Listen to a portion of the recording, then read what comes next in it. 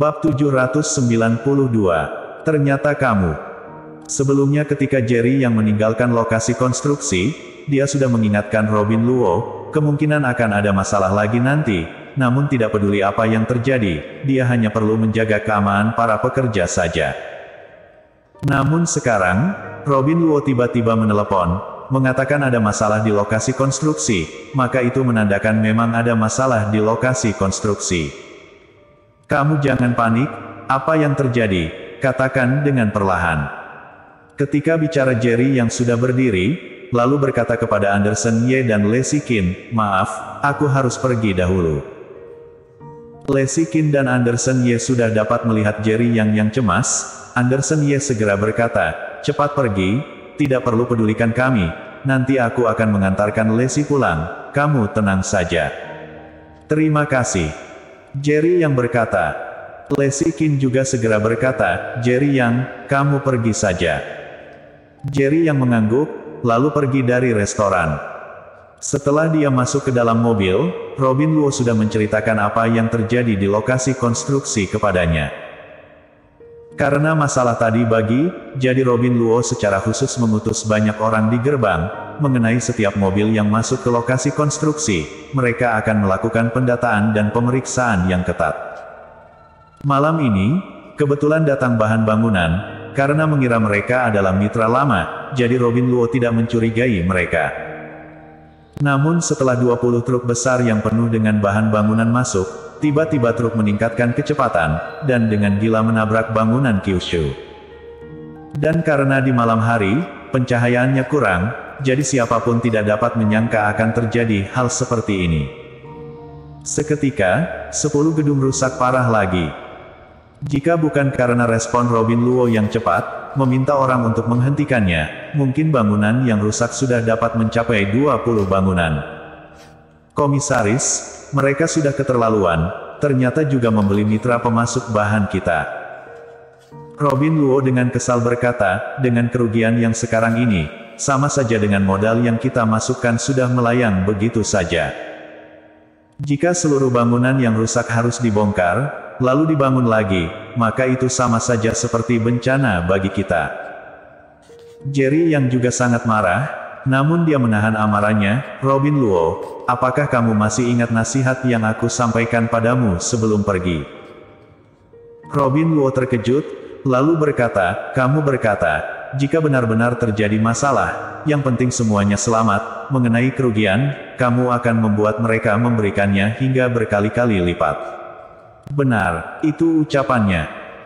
Jerry yang sembari mengendarai mobil, sembari berkata, kamu adalah GM dari grup Yanchen, termasuk penanggung jawab tertinggi di proyek Kyushu, orang lain boleh panik, namun kamu tidak. Yang harus kamu lakukan sekarang adalah, anggap semuanya tidak terjadi, lalu anggap saja seperti baru saja menerima proyek gedung terbengkalai, jadi kita harus melakukan pembangunan ulang. Selain itu, hitung kerugian kita hari ini dan serahkan kepadaku, tidak perlu akurat, perkiraan saja. Setelah mendengar ucapan Jerry yang, Robin Luo perlahan-lahan menjadi tenang. Dalam waktu 1 hari, terjadi 2 masalah besar di lokasi konstruksi. Hal ini memberikan pukulan yang kuat bagi Robin Luo. Sebelumnya ketika menelepon Jerry yang, suaranya saja sudah seperti ingin menangis. Dapat diketahui, betapa marahnya Robin Luo. Komisaris, aku tahu harus melakukan apa, mengenai masalah di lokasi konstruksi, serahkan padaku, mengenai kompensasi, hanya dapat mengandalkanmu saja. Robin Luo berkata, baik, dalam waktu 20 menit, berikan hitungan kerugian kita kepadaku. Jerry yang memutuskan panggilannya. Mobil terus melaju, Jerry yang terlihat sangat dingin, tidak ada yang tahu, saat ini amarah sudah berkobar di dalam hatinya. Sekarang dia bahkan yakin, masalah pagi dan barusan ini semuanya tindakan Martin Sue. Tiba-tiba, ponselnya berdering. Setelah menerima panggilan, dia berkata dengan nada yang dingin, jika kamu tidak bisa memberikan sebuah penjelasan, sebelum jam 12 malam, keluar dari kota Yan.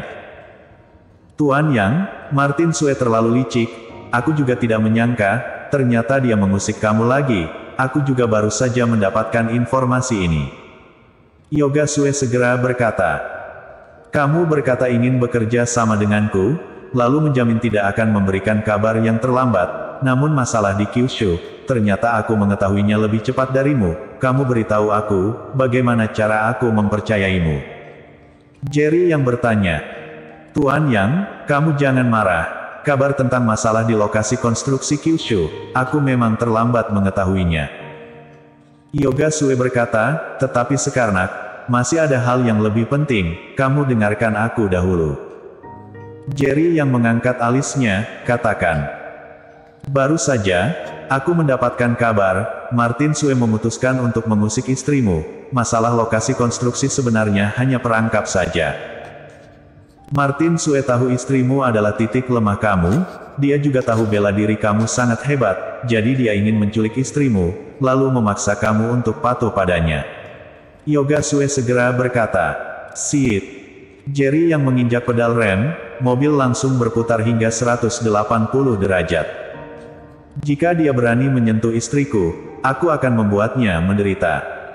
Jerry yang berteriak, setelah mobil berputar, dia langsung menginjak pedal gas, lalu ekspresinya penuh dengan niat membunuh.